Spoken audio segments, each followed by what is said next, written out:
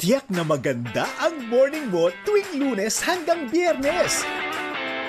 Bubungad ang maiinit na mga balita hatid ng Radyo Patrol Balita Alas 4 kasama sina Robert Mano at Steve Raz. Iikot naman sa buong bansa si Johnson Manabat para maghatid ng mga napapanahon at rumaratsyadang mga ulat sa Ronda Pasada alas 5 ng umaga. Makipag-fan kulitan at balitaan kasama si Alvin El Chico alas 6 ng umaga at sasamahan naman ni Doris Bigornia ng alas 7:30 ng umaga sa Gising Pilipinas. Pakinggan ang mga napapanahong ulat ng Radyo Patrol Balita alas 7 kasama sina Alvin El Chico at Doris Bigornia. Makipagbalitaktakan sa fresh na tandem ng bayan Robert Mano at Doris Bigornia alas 8 ng umaga. Tatapatin naman ng witty tandem ni Peter Musngi at Rica Lazo ang mga isyu ng bayan sa Balita Patan alas 9 ng umaga. Damhin ang bukas palad na paglilingkod ng pinakapinagkakatiwalaang boses ng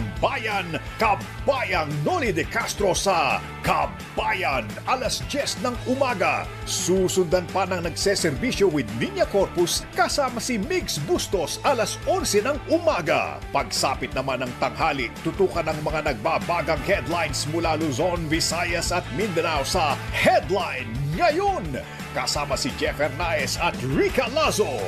Babaunin mo talaga ang ngiti sa maghapon kapag kasama mo ang DZMM Radio Patrol 630 at DZMM Teleradyo.